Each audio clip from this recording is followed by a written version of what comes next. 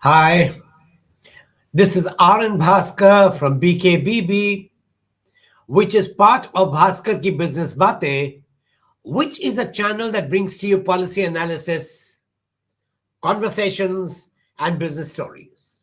But at BKBB, on Saturday at 8:15 in the morning, we bring to you news behind the news. We look at three or four headlines that have appeared in popular media, and we try to look at the bigger story behind the headlines. And as always, we have we have I have my co-panelists. I have Saloni and I have Husseina. Welcome to both of you. It's good to have you here. And the three of us together will discuss the following stories that are there on your screen.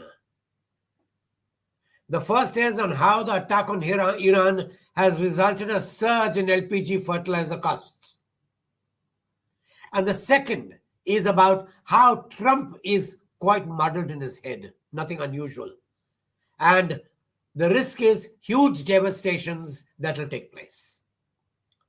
And the third is how the government seeks to muzzle inconvenient independent media. All the three are crucial stories, and we'll explain later why. But yes, do watch our two podcasts that have come out.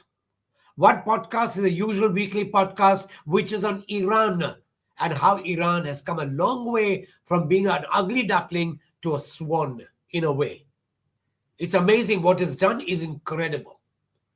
And there's one more podcast that you should watch.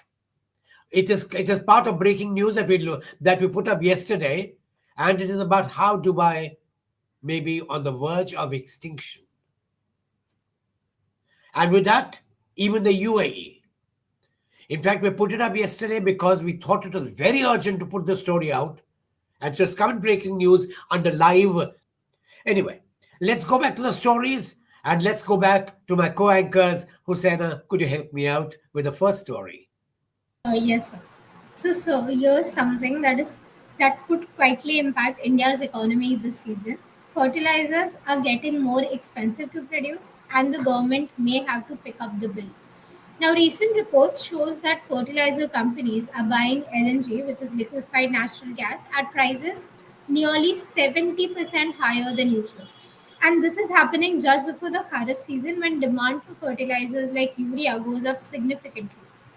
Now, this is important because natural gas is a key ingredient in making this fertilizer urea. So, when global gas prices rise because of things like bad weather or supply disruptions or war, the cost of producing fertilizers also shoots up.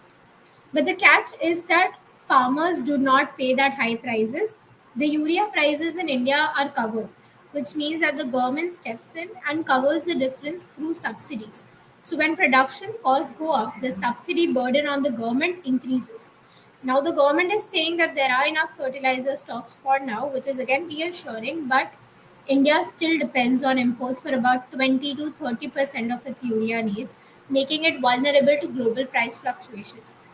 Another thing which I should point out is that, sir, the report also notes that while India currently has adequate fertilizer stocks, the rising input costs could push subsidy requirements higher in the coming fiscal year. In fact, LNG imports for fertilizer production have surged significantly compared to pre war levels, reflecting continued reliance on expensive global supplies. There is also some long term mitigation underway by the government because they are trying to diversify sourcing, importing LNG from countries like Saudi Arabia and Oman, and again boosting domestic production capacity. However, these measures take time to stabilize costs. In the short term, farmers are unlikely to feel the impact directly because fertilizer prices remains controlled. But for the government, this could mean a higher fiscal burden, potentially stretching subsidy allocations. So, what do you think about this, sir? You're right, Husseina. It's the government's in a catch-22 situation. It could have planned a huge reserve of oil and LNG the way China's done, but it did not. It preferred to squander the money on subsidies and on freebies to become more popular electorally. And now it's caught in a jam. Yes, fertilizer prices have Costs will go up, but the government's been assuring farmers that don't worry, we'll bear the cost. You don't have to pay anything.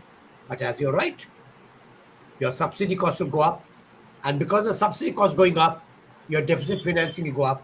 And remember, this comes when the government's already cut excise duty on petroleum. The government's already got a lower remittance amount because of the Gulf War. It has lower exports. And now you're going to have this additional cost that the government will have to bear. If this is not enough, you have the government coming out with new circulars and warnings to people that they have to shift that they have to shift to piped gas because LPG cylinders may not be available. Even today, the markets, most restaurants are closed because they were dependent on commercial LPG cylinders. Yes, you're right. We are in a crisis, and the government may try whistling in the dark. But the fact is, we are in trouble. Thanks, Susanna. Very useful. And that takes me to the next one, and that is Saloni. Saloni, come in, please. So, the government is now looking forward to control independent news creators on social media. A key legal framework will be brought which will allow the Ministry of Information Broadcasting and it will recommend issuing direct blocking orders and requiring them to apologize or make changes to the content if found guilty of any grievances received by any interdepartmental committees. So on Monday, which was 30th March, amendments were proposed to Part 3 of Information Technology Rules 2021, which comes under intermediary guidelines and digital media. Earlier, these rules were for governing professional media organizations, but under the fresh proposals, the government is looking to empower the Ministry of Information and Broadcasting to issue blocking orders to news content posted by users not defined as publishers and also to intermediaries like social media companies. It is important to note that these new rules are wider in their coverage. For example, if a creator does not regularly make content on news or current affairs, but create something involved on a current topic, like it can be a stand-up comedian making a joke about a government policy, he or she can fall under this category. Globally, it is uncommon that a blocking order is sent directly to a creator because such requests are typically routed through platforms hosting their content. These amendments increase the government's control over online speech. What's your take on this, sir? Saloni, you're absolutely right because we are confronting a situation where the government wants to muzzle independent, inconvenient media. Elections are around the corner, and the government was aware how devastating independent, inconvenient media were in providing information to the public about where the government had gone wrong. And it has gone, and politicians have gone on record. The people like Dhruv Rathi have caused a lot of damage to the government's credibility. Now, the trouble is, the government cannot control a person like Dhruv Rathi because he's not even a citizen of this country. And he's putting on a YouTube and he talks about India, the government can't even arrest him.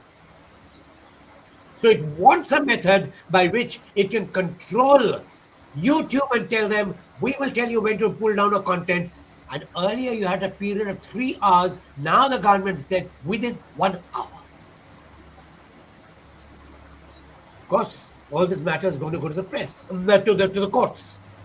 But the government is scared of independent media because that is one place which it cannot control. So you'll have Instagrams, you'll have what do you call it, YouTube, you'll have other channels which are independent, Telegram, which will have stories on them which the government does not like.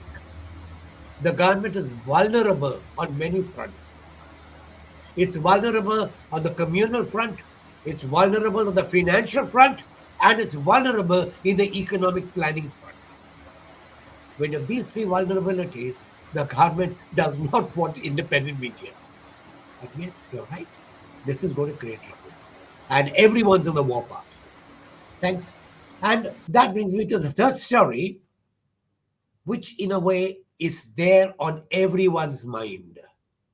It's a story about how the war on Iran is hurting the entire world, a reckless move by the US at the instigation of Israel is causing damage to the entire world.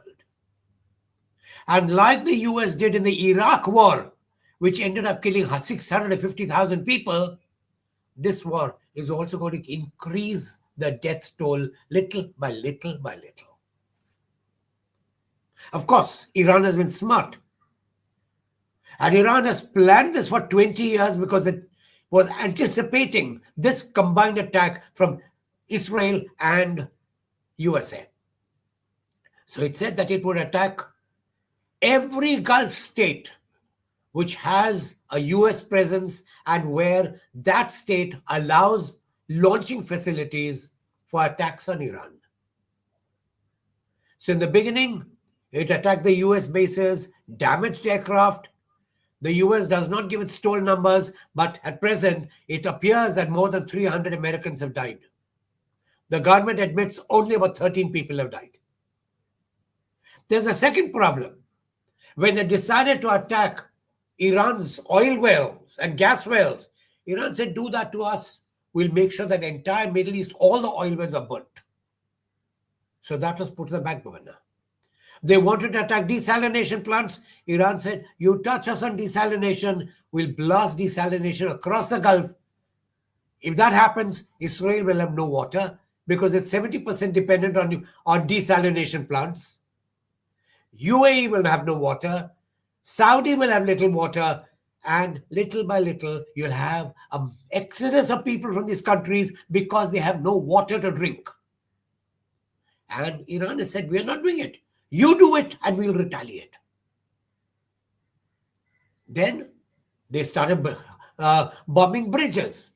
So Iran has come up with a list of bridges that have been funded by the US and service US troop movement in the Middle East and said, we will bomb these bridges one after another. And each time Iran has carried out its threat.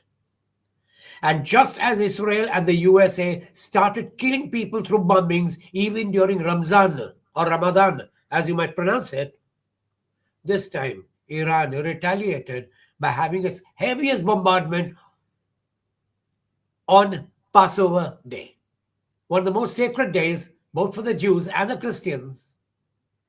And they made sure that a lot of destruction took place.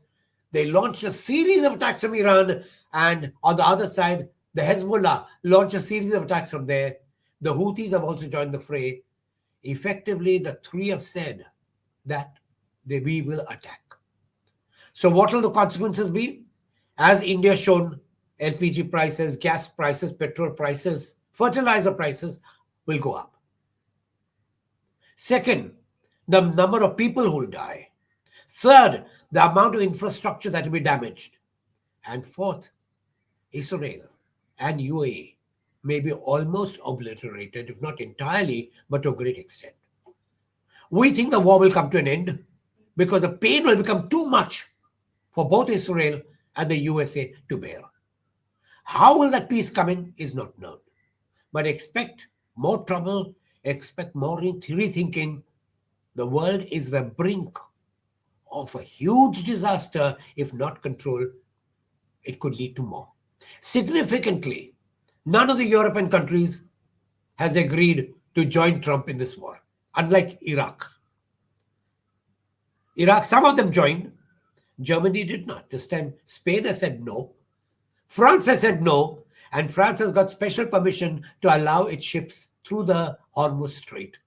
It has become part of the friendly. And the vetoes that were cast to the UN were France, Russia, and China against any move by USA to condemn or stop Iran. Iran is not the aggressor. Iran is retaliating against any aggression.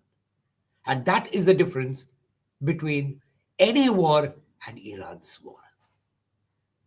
Thanks for watching. And yes, do click the subscribe button. Do click the like button. We will be able to grow faster if you click the like button. But most important, tell all your friends about us so that we can grow faster and we can keep on coming to you with more information than most people give. Take care. Till next Saturday, have a great time, have a great weekend, and may your entire week be profitable and meaningful even in these terrible times. Take care. Good luck.